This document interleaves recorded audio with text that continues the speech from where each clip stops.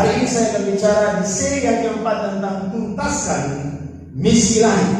Yang pertama saya bicara tentang Nuh menjalankan misi. Yang kedua berbicara tentang Paulus. Yang ketiga berbicara tentang Yohanes Pembaptis. Dan hari ini saya akan berbicara tentang Tuhan kita Yesus Kristus yang menuntaskan misinya ketika dia ada di dunia 3,5 tahun.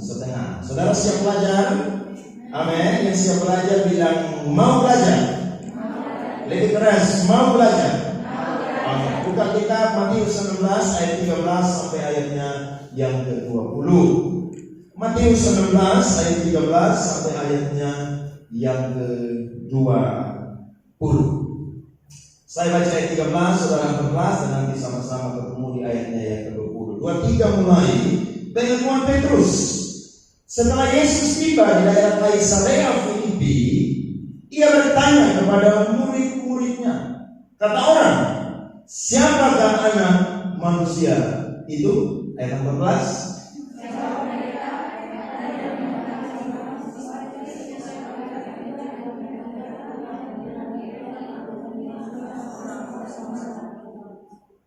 Lalu Yesus bertanya kepada mereka, tetapi apa katamu, siapakah aku ini?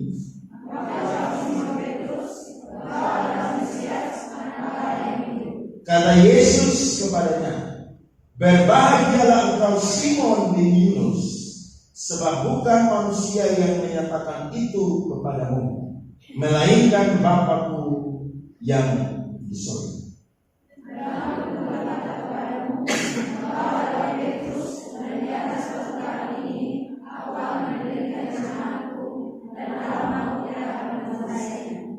Kepadamu akan kuberikan kunci kerajaan surga. Apa yang kau ikat di dunia ini akan terikat di surga, dan apa yang kau lepaskan di dunia ini akan terlepas di surga. 20. Bahwa ia Mesias. Saudara dan saya, Yesus bersama dengan murid-murid baru saja melakukan mujizat yang luar biasa di Galilea. Mereka baru saja memberikan orang yang banyak, kurang lebih 4.000 orang, itu makan dari 7 ekor ikan dan juga beberapa ketul roti. Ketika mereka melakukan mujizat, saudara, maka mereka berangkat ke satu tempat namanya Kaisarea yang ada di Filipi. Ketika sampai di sana, murid-murid tidak menyangka bahwa Yesus bertanya kepada mereka sebuah pertanyaan yang sederhana, saudara. Tapi pertanyaan ini akan membuktikan bagaimana mereka mengenal siapa itu Kristus. Pertanyaannya kepada mereka yang pertama, kata orang, siapakah anak manusia itu? Maka mereka menjawab, ada yang berkata bahwa anak manusia adalah Yohanes Pembaptis. Kenapa mereka bilang Yesus disebut Yohanes Pembaptis? Karena Yesus berkhotbah dengan keras menegur dosa pemimpin-pemimpin Yahudi pada waktu itu, sehingga mereka menyamakan dia atau menganggap bahwa Yesus adalah Yohanes Pembaptis. Kemudian saudara, ada juga yang berkata bahwa Yesus atau anak manusia adalah Mesias. Yesus atau anak manusia itu adalah Elia. Kenapa mereka menganggap bahwa dia adalah Elia? Karena Yesus pun juga melakukan banyak mujizat sama seperti Elia ketika melayani di Perjanjian Lama. Kemudian mereka menjawab juga yang ketiga, bahwa anak manusia itu adalah seperti Yeremia. Kenapa? Karena Nabi Yeremia adalah nabi yang suka berdoa, mengeluh, sedih, bahkan menangis. Mereka menganggap Yesus itu seperti Yeremia yang melihat orang-orang banyak, hatinya tidak tega sehingga dia memiliki belas kasihan. Tapi juga ada orang yang menganggap bahwa dia adalah salah satu dari seorang nabi yang melayani di Perjanjian Lama. Ketika Yesus mendengar pertanyaan ini, maka Yesus tidak puas. Apalagi yang Yesus tanyakan, Pertanyaan yang kedua yang Yesus sampaikan, menurut kamu atau kalian, siapakah aku ini? Maka saudara, Petrus mewakili teman-temannya dia menjawab bahwa engkau adalah Mesias, Anak Allah yang hidup. Ada perbedaan. Yang pertama, dia bertanya bahwa siapakah anak manusia itu. Pertanyaan yang kedua adalah siapakah aku ini. Ketika mereka menjawab yang pertama atau jawaban orang banyak, saudara, maka mereka melihat bahwa Yesus memiliki sifat atau jabatan sebagai manusia. Tapi Petrus dan teman-teman melihat Yesus bukan saja memiliki sifat atau jabatan manusia, tapi Yesus sendiri memiliki sifat atau jabatan ilahi, sehingga dia disebut Mesias, yang artinya adalah yang diurapi Tuhan. Berarti kalau dia yang diurapi Tuhan, maka dia adalah satu-satunya juru selamat dan juga Tuhan yang mampu menyelamatkan umat manusia dan dunia ini. Saudara pernah tanya, saudara punya anak? Coba saudara pulang, saudara tanya, menurut anak, siapa mama? Coba saudara tanya. Nanti jawabannya pasti akan berbeda. Pasti orang akan bilang begini, mama itu adalah ibu RT. Betul ya? Terus menurut orang mama ini siapa? Menurut orang mama ini adalah seorang pedagang. Tidak puas, saudara tanya lagi, menurut orang siapakah mama?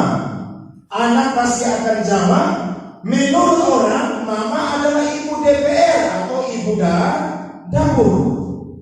Jawaban yang disampaikan oleh anak saudara yang dia dengar dari orang lain itu adalah jawaban yang tidak penuh dengan keakraban, karena mereka cuma tahu saudara itu dari luar saja. Tapi ketika saudara tanya kepada anakmu, bertanya, menurut anak mama ini siapa? Maka pasti dia akan menjawab bahwa mama adalah ibu saya. Berarti perkataan atau jawaban orang lain tidak sedalam daripada jawaban atau perkataan saudara. Betul saudara? Orang lain kenal saudara itu cuma lihat saudara punya luar, lihat saudara punya profesi, lihat saudara punya aktivitas. Tapi kalau saudara punya anak dan saudara tanya dia, maka pasti dia bilang saudara adalah papa saya, atau saudara adalah mama saya. Jangan sampai dia bilang saudara om. Kenapa? Karena saudara jarang di rumah. Jangan sampai dia bilang saudara itu tante. Kenapa? Karena saudara lebih sibuk di luar rumah daripada ada di dalam rumah. Coba saudara pulang, saudara tanya, kira-kira anak, menurut anak, mama dan bapak ini siapa? Saya yakin kalau dia bergaul dengan saudara, maka dia bilang bahwa mama adalah ibu saya dan bapak adalah ayah saya. Kenapa? Karena dia tahu saudara itu siapa. Nah, satu kali saudara, 3 minggu yang lalu saya beli oker untuk mau oker di depan gereja. Tiba-tiba saya beli oker di satu toko, maka saya kaget. Kenapa saudara? Karena pemilik daripada toko ini saudara, dia tahu saya. Dia bilang, kakak pengen teman. Saya kaget. Saya bilang, Pak tahu dari mana? Oh, saya biasa nonton Pak punya khotbah itu di YouTube dan juga di Facebook. Padahal saya lagi pakai helm saudara, saya pakai masker. Tapi ketika saya beli oker, maka saya buka masker sebentar. Dia bilang, kakak pengen tahan. Saya bilang, tahu dari mana?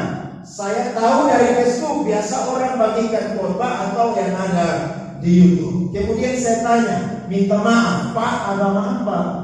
Terus saya bilang, saya agama seberang. Dari situ saya kaget saudara, ternyata ada orang yang tahu saya. Kira-kira saudara bisa teka, di dalam hati saya senang atau saya sedih? Kenapa saya senang? Karena saya berarti dianggap cukup terkenal. Orang bisa tahu saya. Bayangkan orang punya toko, usaha, bukan orang Kristen, tapi dia tahu saya adalah pendeta. Tapi apakah saya dengar dia punya perkataan? Apakah saya bersuka cita luar biasa? Menurut saya biasa saja. Kenapa?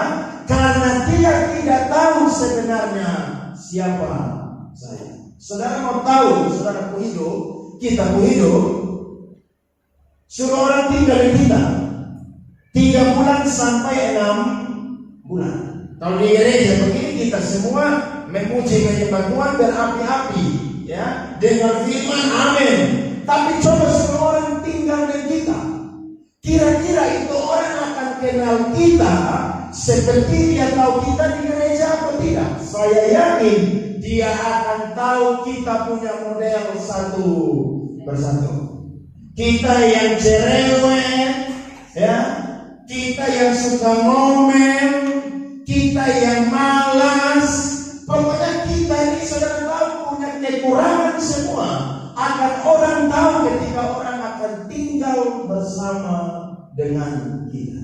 Tapi bersyukur saudara, Petrus dan teman-teman tahu bahwa Yesus bukan sekedar adalah anak manusia, tapi dia adalah Mesias, anak Allah yang hidup. Berarti dia adalah satu-satunya pribadi yang bisa menyelamatkan manusia dan juga bisa menjadi Tuhan di dalam kehidupan kita. Ada amin saudara? Nah, pertanyaannya, kita ada di posisi yang mana? Apakah ada di posisi orang banyak, atau kita ada di posisi seperti Petrus dan teman-teman yang ketika Yesus bertanya kepada kita, maka kita menjawab bahwa engkau adalah Mesias, anak Allah yang hidup. Kalau saudara cuma tahu Yesus sebagai manusia, maka pasti saudara akan bilang begini, Yesus itu bisa sembuhkan orang. Kalau saudara tahu Yesus manusia, maka saudara bilang Yesus itu bisa bikin saya jadi kaya.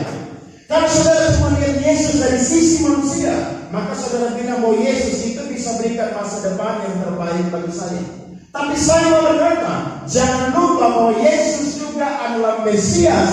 Dia adalah Tuhan dan Juru Selamat. Berarti ketika saudara menganggap Yesus adalah Mesias dan Juru Selamat Tuhan, maka saya percaya dia adalah sumber segala sesuatu yang kita bisa minta di dalam kehidupan kita. Amin saudara. Kalau saudara mau berkata bahwa Yesus itu cuma manusia, maka dukun juga bisa pintar untuk bikin saudara sembuh. Dukun juga bisa suruh saudara untuk bertapa puasa 40 hari 40 malam, saudara bisa jadi orang yang kaya. Tapi jangan lihat Yesus dari sisi manusia saja, tapi lihat Yesus pun juga dari sisi sebagai Tuhan dan juga Juru Selamat. Saya mau berdoa pada pagi hari ini supaya kita semua mengenal Kristus secara pribadi. Ketika Petrus menjawab saudara, maka Yesus bilang kepadanya, berbahagialah engkau Simon bin Yunus, sebab bukan manusia yang menyatakan itu kepadamu, melainkan Bapa-Ku yang di surga. Petrus senang, tapi apakah ukuran Petrus mengenal Kristus sudah dalam saudara? Ternyata jawabannya tidak. Coba saudara lihat dengan saya ayat 21 sampai ayat 23. Firman Tuhan berkata ayat 21 sampai ayat 23. Sejak waktu itu Yesus mulai menyatakan kepada murid-muridnya bahwa ia harus pergi ke Yerusalem dan menanggung banyak penderitaan dari pihak tua-tua, imam-imam kepala, dan ahli-ahli Taurat, lalu dibunuh dan dibangkitkan pada hari ketiga. Tuhannya orang Kristen berbeda dengan Tuhan orang yang punya agama lain. Kenapa? Karena satu-satunya Tuhan yang bisa saudara mati bagi orang atau anak-anak yang dikasihinya adalah Yesus Kristus. Kalau Mesias saudara, itu bukan sekedar dia diurapi saja, tapi dia adalah pribadi yang mampu untuk menyelamatkan. Berarti dia harus menderita, dia harus mati, sehingga dia harus menyelamatkan umat manusia. Kalau tidak ada penebusan, maka tidak akan ada pengampunan dosa bagi setiap kita orang yang ada di dalam Tuhan. Ayat 22, Petrus respon bilang apa di sana? Tetapi Petrus menarik Yesus ke samping dan menegur dia, katanya, Tuhan, kiranya Allah menjauhkan hal itu. Hal itu sekali-kali takkan menimpa engkau. Ayat 23, maka Yesus berpaling dan berkata kepada Petrus, nyala iblis, engkau suatu batu sandungan bagiku, sebab engkau bukan memikirkan apa yang dipikirkan Allah, melainkan apa yang dipikirkan manusia. Saudara lihat, Petrus cuma kenal Yesus tidak dalam.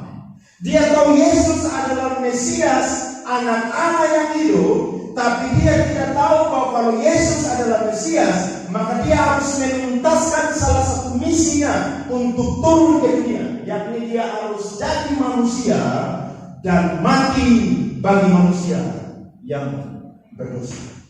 Misi Yesus, saudara, bukan sekedar datang, tapi Yesus datang, saudara, untuk mati bagi kita orang yang berdosa.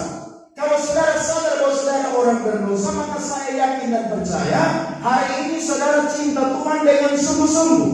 Kalau saudara yakin saudara orang berdosa, maka saudara tidak akan menyia-nyiakan kasih karunia Allah di dalam kehidupan saudara dan saya, tapi kita terus menjaga kasih karunia yang sudah Tuhan berikan di dalam kehidupan kita.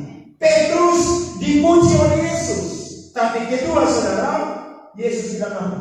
Nyala engkau iblis, sebab engkau menjadi batu sandungan bagiku. Banyak orang bilang begini, Tuhan, saya kenal engkau Tuhan, tapi dia tidak izinkan Yesus beroperasi di dalam kehidupannya dia. Sehingga ketika Yesus mau bikin sesuatu, dia protes dengan Yesus. Dia bilang, Tuhan, kenapa Tuhan bikin saya seperti begini? Padahal kalau kita bilang dia adalah Mesias, anak Allah yang hidup, maka dia adalah pribadi yang memberikan kehidupan. Di luar Yesus tidak ada kehidupan. Tidak ada. Hanya di dalam Yesus saja orang bisa menemukan kehidupan. Jadi nabi boleh banyak, rasul boleh banyak, imam boleh banyak, tapi juru selamat dari Tuhan hanya satu saja. Namanya siapa? Yesus Kristus. Jadi saudara harus bangga punya Tuhan Yesus dalam kehidupan saudara. Jangan saudara anggap Yesus ini seperti seorang pemulung, seperti seorang pengamen yang dapat sisa dalam saudara punya kehidupan. Saudara kasih Tuhan itu setengah-setengah. 90% saudara pegang, 1% saudara kasih Tuhan. Jangan 100% saudara harus kasih Tuhan. Kita datang dengan telanjang, pulang juga dengan telanjang. Kita dibuat dari debu tanah, ketika kita meninggal maka kita juga akan kembali menjadi debu tanah. Berarti apa yang menjadi milik kita? Tidak ada. Tidak ada. Jadi kalau saudara bilang, Tuhan, hidup ini saya tidak mau kasih karena ini hidup saya punya, saudara salah besar. Hidup ini Tuhan yang kasih. Siapa yang menciptakan kita? Tuhan. Siapa yang kasih kita masa depan? Tuhan. Siapa yang kasih kita berkat setiap hari? Tuhan. Itu sebabnya ketika Tuhan mau bikin sesuatu, saudara jangan protes. Karena kalau dia adalah Mesias, maka dia pasti akan memberikan yang terbaik bagi kehidupan saudara dan saya.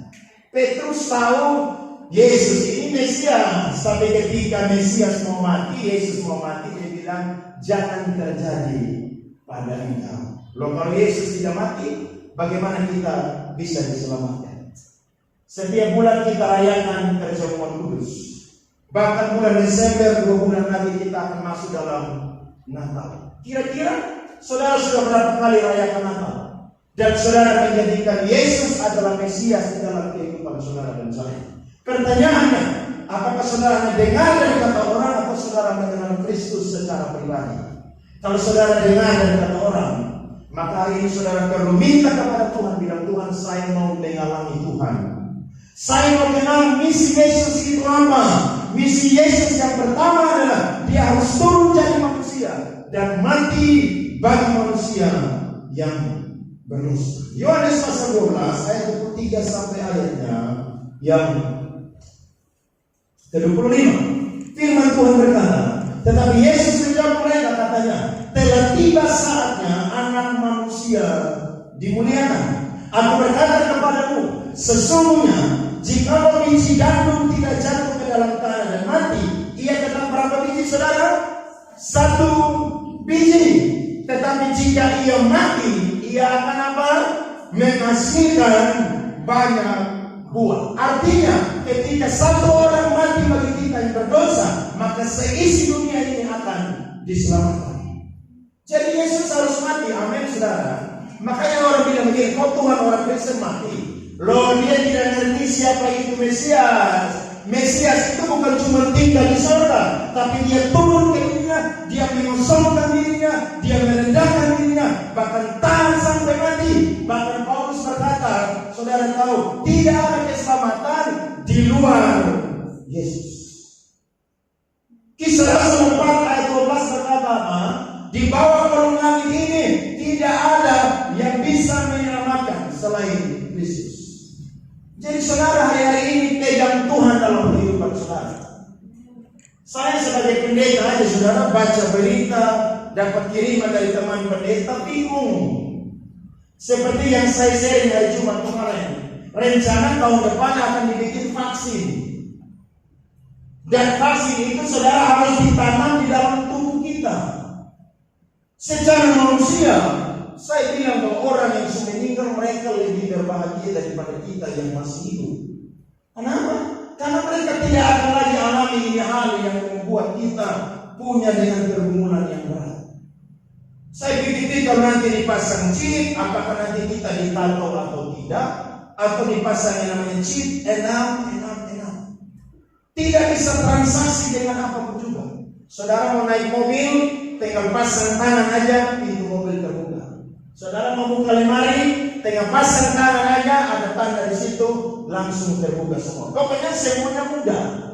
Tapi kalau saudara tidak pasang, maka saudara tidak bisa menjual, bahkan juga membeli. Apakah ke depan kita akan lebih baik? Tidak. Tapi saya mau berkata kepada kita, Kristus adalah pribadi yang setia di dalam kehidupan kita. Sekalipun kita tidak setia, tapi dia adalah pribadi yang setia. Itu sebabnya pegang Tuhan sungguh-sungguh dalam kehidupan saudara. Jangan sebentar Tuhan, jangan sebentar dunia. Jangan. Kalau Tuhan, Tuhan terus. Ya. Beberapa hari ini saudara saya lewat Kota Kupang, saya senyum-senyum saja sendiri. Kenapa? Karena saya lewat beberapa bank saudara, jam 6 pagi orang tuh antri di depan bank. Untuk apa? Dapat bantuan. Bantuan tidak salah, karena itu merupakan tugas dari pemerintah untuk memelihara rakyatnya. Tapi saya pikir-pikir, bank buka jam 8, orang datang jam 6. Pertanyaannya, kalau gereja buka jam 8, orang datang gereja jam berapa? Jawab. Ini saya tanya ke saudara, saya jawab. Hah? Bank buka jam 8, orang antri dari jam 6. Antri untuk dapat apa? Uang. Uang makan bisa habis atau tidak? Bisa. Betul ya? Saudara dapat uang 2.400.000, 5 juta, 10 juta, beli aja makanan yang sesuai, uang itu pasti selesai. Tapi saya pikir-pikir, kalau gereja buka jam 8, apakah ada jemaat yang begitu ramai tunggu di depan gereja?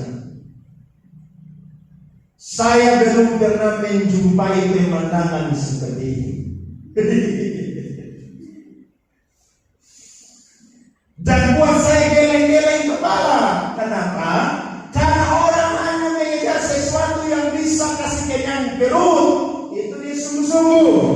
Tapi coba suruh gereja cari Tuhan. Aduh, pemalas nomor 1. Orang bilang pergi gereja ya. Aduh, sudah nanti baru saya Natal baru pergi gereja satu kali sana. Giliran atau orang suruh pergi gereja.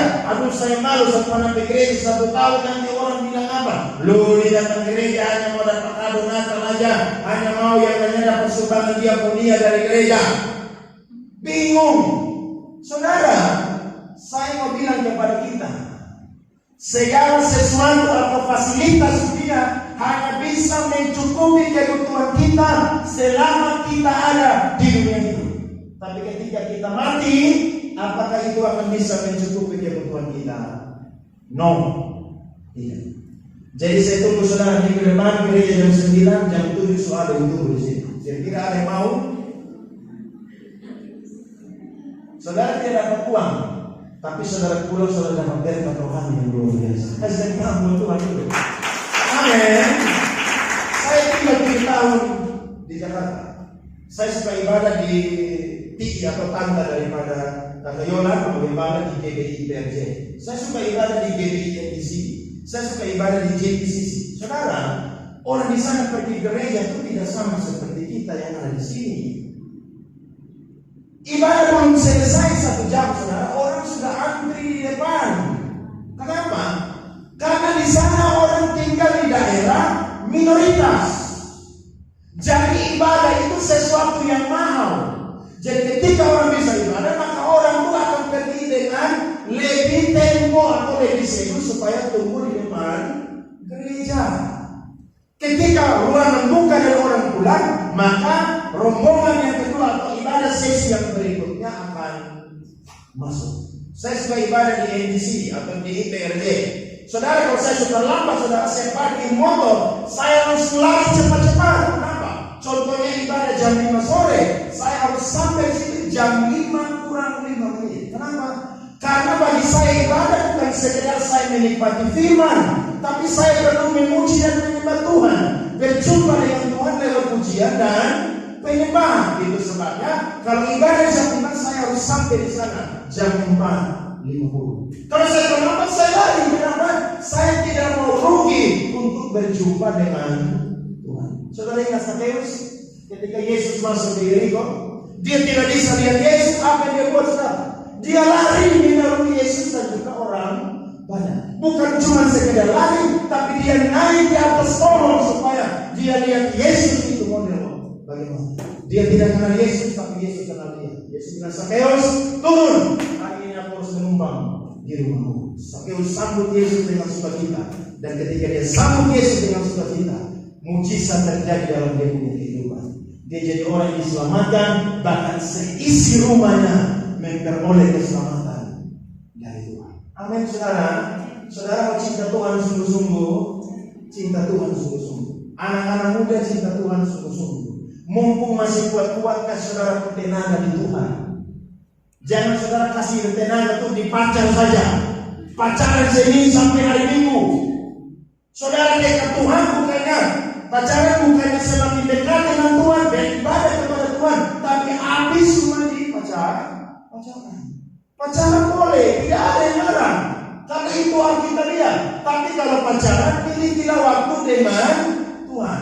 Kalau saudara punya pamalas gereja, bisa begini, lu mau di beda, lu harus rajin gereja. Lu kasih rajin gereja, lu suruh bisa di sini. Kalau saudara punya pacar perempuan, pamalas gereja, bilang, lu kalau mau jadi saya pacar, lu harus rajin gereja. Kalau lu sama jadi gereja, minta maaf, potong putus saudara. Wih, saudara itu baru hebat. Jangan saudara diancam begitu, saudara bilang begini. Lu pikir lu saya bisa, beda itu bisa. Saudara, cinta Tuhan sungguh-sungguh. Amin. Yang orang tua juga cinta Tuhan sungguh-sungguh. Saudara hari Sabtu, saudara hari Minggu. Sebentar lagi Tuhan panggil, ayo berhidup kepada Tuhan. Selagi masih bisa bernafas, Tuhan, saya mau melayani Tuhan. Sekalipun ini Yesus menderita, tapi saya mau cinta Yesus sampai selama-lamanya. Ketika saudara dipanggil Tuhan, Tuhan bilang begini, sabarlah engkau hambaku yang setia. Ayo makan sehidangan dengan Yesus. Saudara bangga? Bangga. Maka saudara mengerti pada pagi hari ini, misi Yesus yang harus dituntaskan adalah dia harus turun jadi manusia dan mati bagi manusia yang berdosa. Yang kedua, saudara, apa yang menjadi misi Yesus yang harus dituntaskan? Yang kedua adalah ayatnya yang ke-18 berkata, dan aku pun berkata kepadamu, engkau adalah Petrus, Dan di atas batu karang ini aku akan mendirikan jemaatku, dan alam maut tidak akan menguasainya. Misi Yesus yang kedua yang harus dia tuntaskan adalah dia harus mendirikan gerejanya di muka bumi.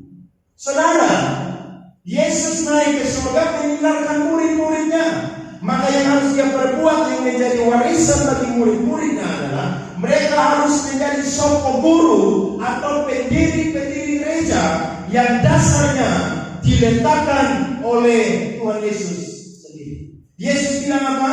Di atas batu karang ini aku akan mendirikan jemaatku. Bukan di atas pasir, tapi di atas apa, saudara? Batu karang, artinya gereja dibangun oleh Tuhan. Alam maut sekalipun tidak akan pernah bisa menghancurkan gereja. Saudara perlu sadar pada pagi hari ini, gereja tidak dibangun oleh pendeta, gereja tidak dibangun oleh diaken, gereja tidak dibangun oleh penatua, gereja tidak dibangun oleh orang kaya, tapi gereja dibangun oleh Tuhan Yesus sendiri.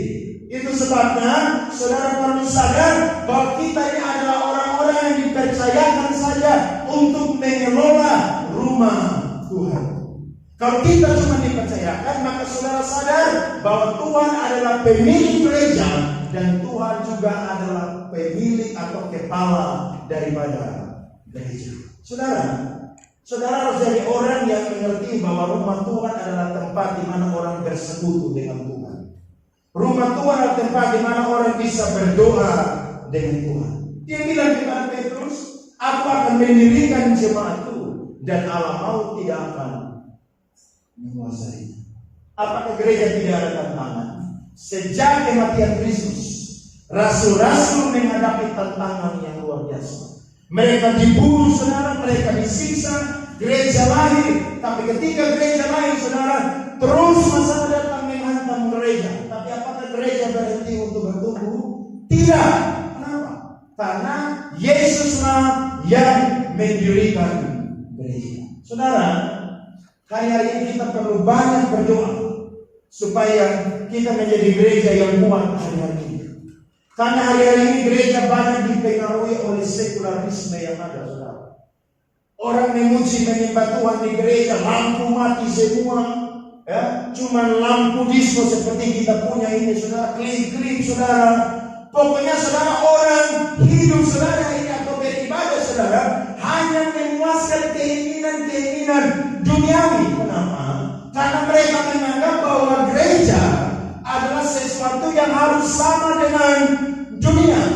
Padahal gereja adalah sebuah wadah di mana orang bisa diperbaiki di dalam gereja. Saudara yang rusak, datanglah ke gereja, maka saudara akan diperbaiki di gereja. Saudara yang sakit, datanglah ke gereja, karena di gereja adalah rumah sakit rohani di mana saudara bisa disembuhkan. Saudara, kita harus sadar hari ini bahwa misi Yesus yang harus dia selesaikan adalah dia harus membangun gereja. Jadi, kalau saudara lihat sesuatu di gereja yang kurang, saudara perlu bilang begini, saya mau kasih sesuatu untuk gereja. Jangan saudara lihat gereja terus saudara seperti parasit yang ambil saja. Tapi saudara harus lihat bahwa apa yang ada di gereja, saudara harus mampu untuk bisa menolong. Karena semuanya itu dari Tuhan untuk kita, dan kita harus kembalikan kepada Tuhan. Tuhan mau bilang kepada kita bahwa kita adalah orang-orang yang dipercayakan untuk bisa mengelola gereja. Jadi pendeta itu saudara tidak mudah, harus panggilan. Karena kalau tidak panggilan, saudara akan mudah meninggalkan pekerjaan Tuhan. Kalau saudara tidak terpanggil untuk beribadah dan melayani, maka saudara akan kecewa dan saudara akan meninggalkan gereja. Saya mau bilang kepada kita, yang bangun gereja itu bukan pendeta. Itu sebabnya ketika saudara merasa tidak enak dengan manusia, saudara merasa tidak nyaman dengan manusia, saudara jangan lupa bahwa Kristuslah yang mendirikan gereja. Berarti dia adalah pemilik gereja. Kita cuma hamba-hamba yang bisa mengelola. Jadi kecewa dengan manusia boleh, tapi jangan sampai kecewa dengan Tuhan. Saudara tadi tanya, kenapa tidak mau datang gereja? Saya kecewa dengan sesama pelayan. Loh, siapa yang bikin gereja? Pelayan atau Tuhan? Tuhan yang bikin gereja. Kenapa tidak mau datang gereja? Aduh, saya malas datang ke gereja karena ibadahnya menjenuhkan. Loh, kamu datang ke gereja, apakah hanya mau menerima? Kamu datang ke gereja harus apa? Memberi kepada Tuhan. Persembahkan hidupmu, hatimu, talentamu kepada Tuhan untuk bisa mengembangkan pekerjaan Tuhan. Sampai Tuhan datang, gereja akan punya tantangan yang luar biasa. Gereja tidak akan jalan mulus, saudara, tapi gereja akan punya banyak tantangan. Tapi apakah kita harus menyerah, harus mundur? Tidak. Saya kadang-kadang kalau bergumul, saya ingat beberapa teman yang pelayanan di pedalaman Kalimantan. Mereka penjemaah itu cuma 8 orang, cuma 6 orang. Saya bilang, Tuhan, mereka setia ya? Saya renungkan, apakah ada firman Tuhan yang mencatat bahwa jumlah jemaat menentukan mahkota yang Tuhan sediakan? Saya cek dari perjanjian lama sampai Wahyu, tidak ada dicatat seperti itu. Tapi yang dicatat adalah orang yang setia dan orang yang menang, dia akan diberikan mahkota oleh Tuhan. Berarti saudara melayani, jangan lihat yang namanya keadaan di sekeliling saudara, tapi melayani siapa yang bikin gereja? Tuhan yang bikin gereja. Berarti saudara harus maju tak kenal. Tantangan apapun juga percayalah, alam maut tidak akan pernah bisa menguasai. Karena Tuhan yang bangun apa saudara? Gereja. Ada satu gereja di Solo, saudara, ibadah pakai daun. Terus di samping-sampingnya saudara pakai kayu, terus pakai dinding lebar. Mereka ibadah saudara itu satu kali ibadah hanya 8 atau 9 orang. Sangat menyedihkan. Tapi pendetanya saudara setia dengan luar biasa. Saya coba tukar posisi. Kalau saya ada di situ, apakah saya mampu bertahan? Jawabannya cuma Tuhan. Kalau saya dipanggil Tuhan, saya pasti bisa bertahan. Tapi kalau saya tidak dipanggil Tuhan, saya pasti tidak akan pernah bisa bertahan. Tapi ingat saudara, ketika kita hidup hari ini melayani, Tuhanlah yang mendirikan gereja. Jadi saudara jangan anti gereja, tapi harus jadi apa saudara? Cinta gereja. 2 minggu lalu saya bilang gereja itu seperti ibu. Dikatakan oleh seorang reformator yang bernama Johannes Calvin. Dia berkata gereja adalah ibu. Kalau saudara mau tahu saudara punya papa, tanya kepada siapa? Ibu.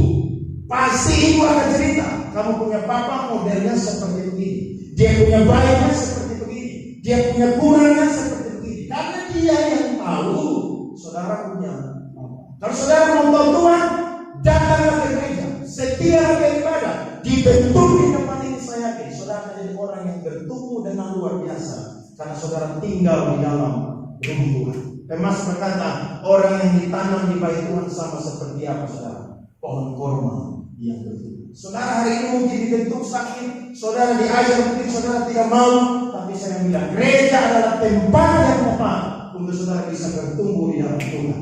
Di luar gereja, saudara tidak bisa mengalami bertumbuh. Amin saudara.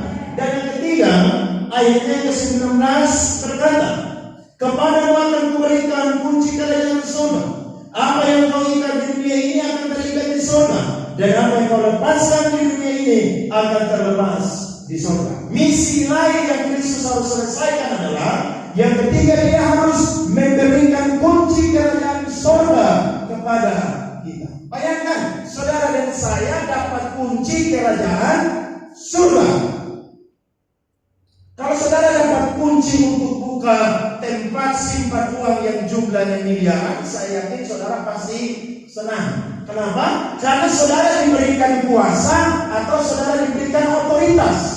Kalau itu kunci saudara tidak buka, maka pasti tidak akan juga terbuka.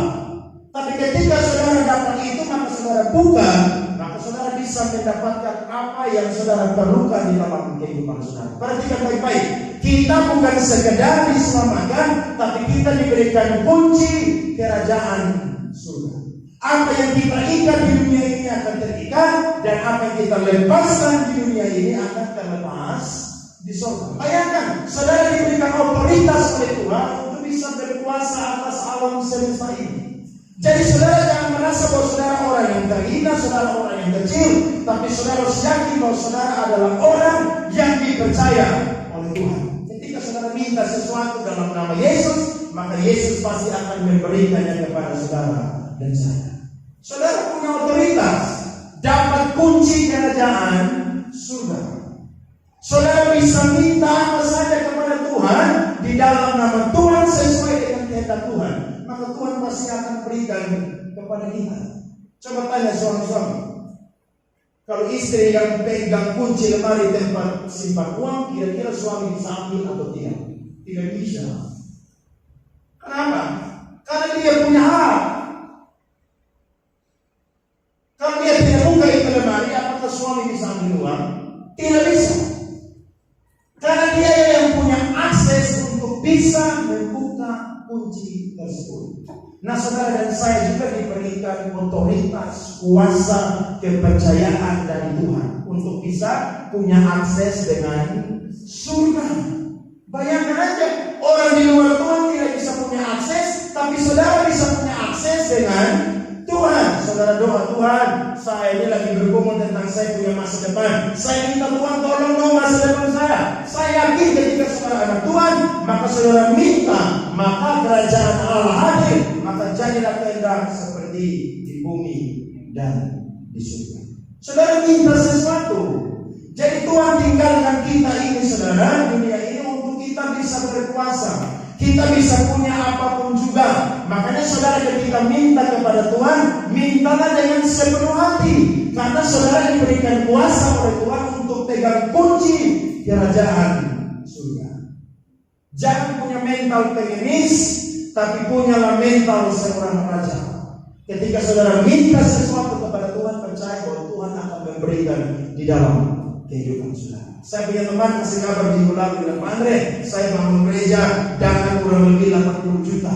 Saya doa dengan jemaat, tiba-tiba ada orang yang tergerak, dia telepon saya, dia bilang, Pak Pendeta, hati saya digerakkan oleh Tuhan, saya mau menyumbang gereja. Kira-kira apa yang gereja butuhkan? Dia bilang, saya lagi membutuhkan ini kurang lebih 80 juta. Oke, saya akan kirim nomor rekening, akan transfer ke Pak Pendeta, dan Pak Pendeta silakan beli fasilitas untuk menyelesaikan gereja. 3 hari lalu dia tiba, saya bilang, Pak Andre, saya gereja sudah selesai. Saya bilang, bro, puji Tuhan luar biasa. Saya bilang, dukung saya untuk bisa dapat tanah dan juga bangun gereja. Apakah dapat tanah mustahil? Tidak mustahil.